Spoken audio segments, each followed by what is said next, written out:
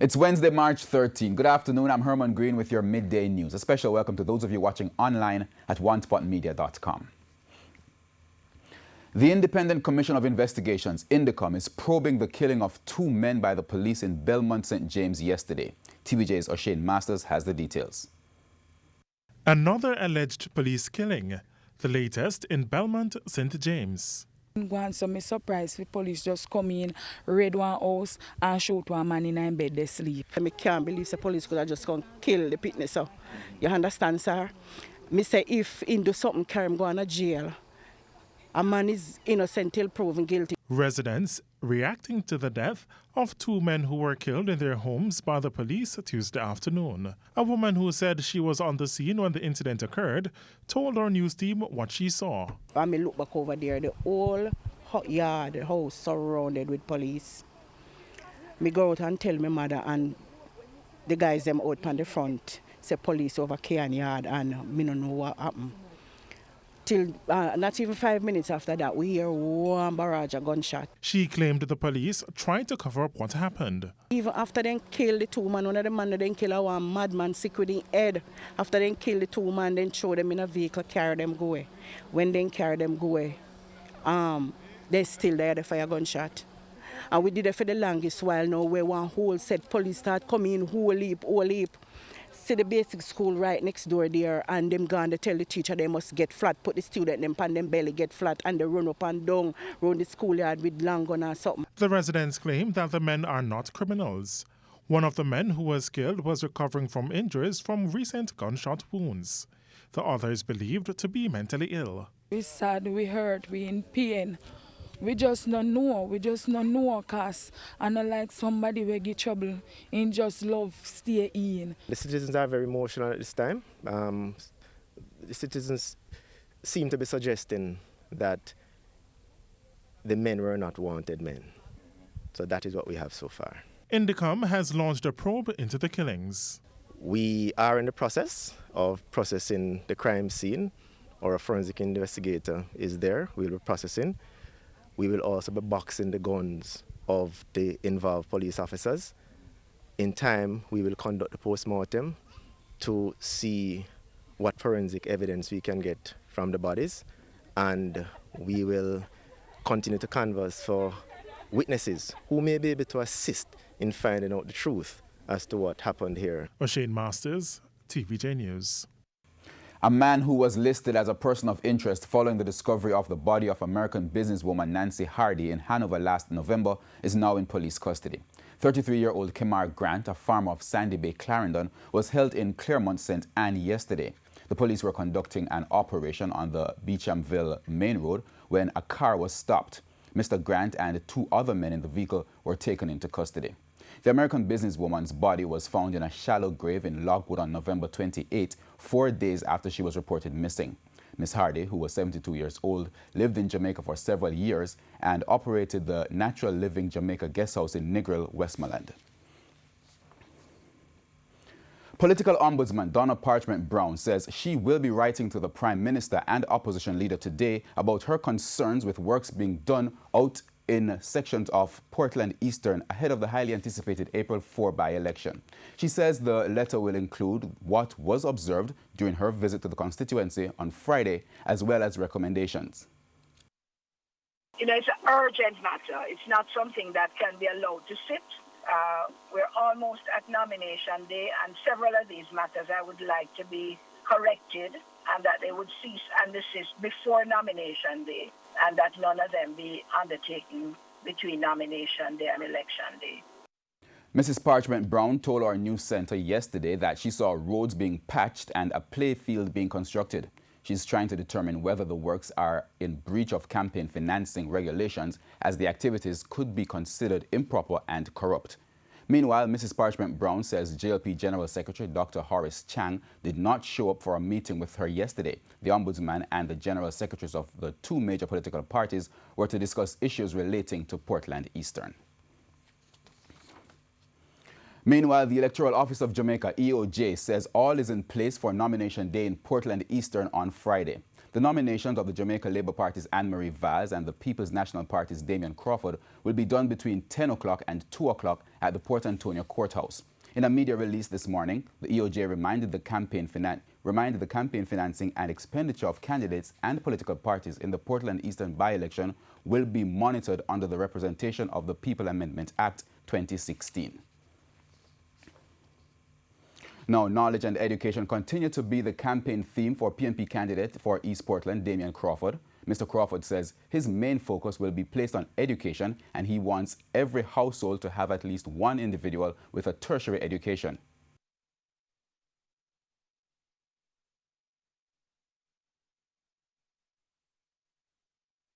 But we have a message to UWI. We say, build more dams.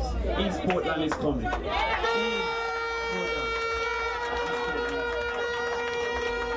So, all I'm saying to you, comrades, is that we need a system that makes sure that if we go around the corner and suffer, our children don't come around the same corner and buck up in the same sufferation. That is development. The PNP candidate says he will be creating a parent and child program, an after-school program, scholarships for the tertiary students. Mr. Crawford also promised to implement the JAMVAT program in the constituency. If we develop, we see the light we need to put up, but we also see that we can take up ourselves by our own bootstraps and make our children better than we. That's the only way we can catch up the bushshot and the leechings of this world. The only way our name can be on planes and on boats and on communities and on medals is if our children are better than us. He was speaking at a spot meeting at Bound Brook Infant School in the constituency last night.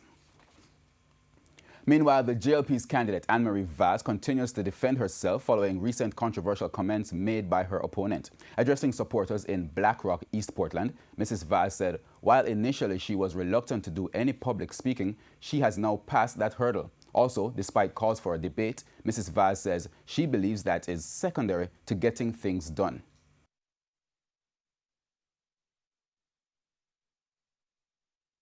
Instead of trying to debate me, maybe they should go and see what the people need so that they can come up with a plan, because my plan is already being actioned.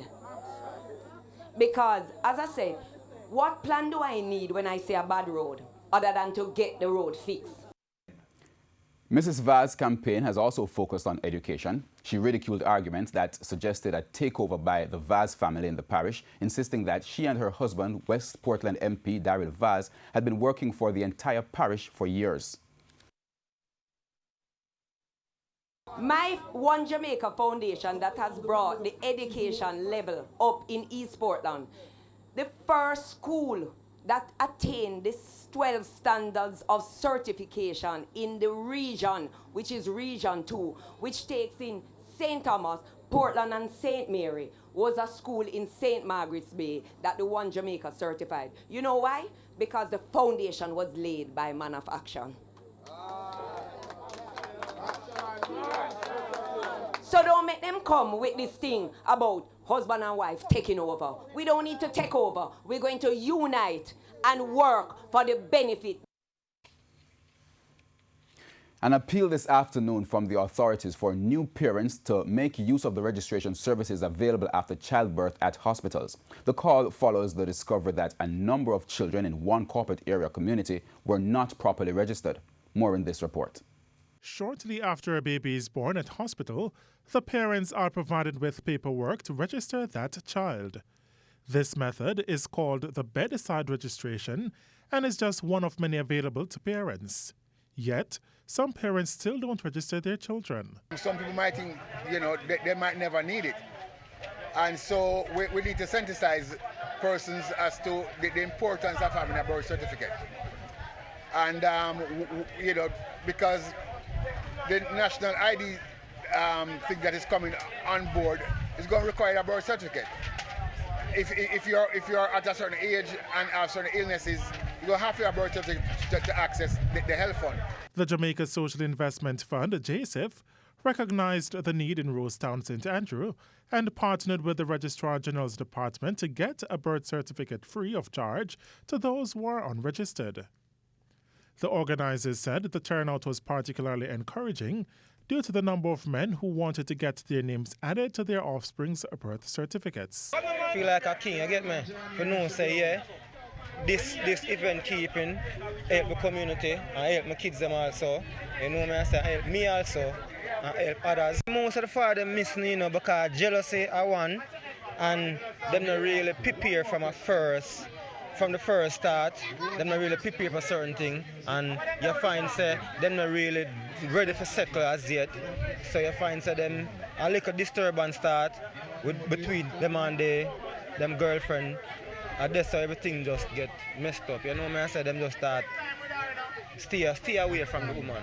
The organizers say they will be hosting similar sessions in other inner-city communities over the coming weeks to increase the number of children with birth certificates. O'Shane Masters, TVJ News.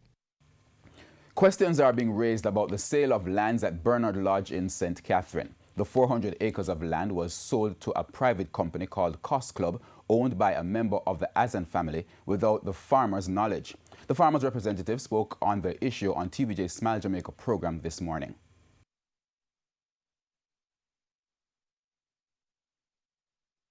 It brings into question the level of transparency as related to disposal of government asset. It brings into question the challenge with food security, because we are doing some massive farming on the property. Are we serious about food security or what? Are we want to balloon the import bill? $180 billion to put in that infrastructure in terms of the irrigation system that is there, and that does not include the wells. At whose expense is the government transferring this amount of wealth to a private entity? Lands have been identified to relocate the farmers. However, they say they are disappointed and claim that the replacement is not adequate. There is a proposed relocation site that has no water, no road, absolutely no infrastructures. The relocation site that has been proposed is where they used to house the slaves in slave days.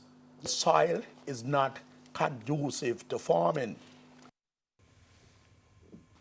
And we go on to a preview of what's coming up in this evening's health report. In the next edition of the health report, we look at early screening for breast cancer. With respect to breast cancer, the tool used for screening for breast cancer is the mammogram.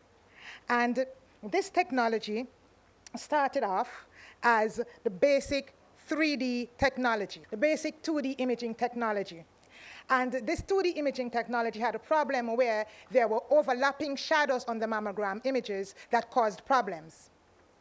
To deal with this, there have been changes in the technology over the years, and now we have a 3D mammogram unit, state-of-the-art, where we can see the breast not in as overlapping shadows or as layers and layers and layers, so we could peel off each layer and no abnormality has anywhere to hide. That's the health report this evening in Primetime News.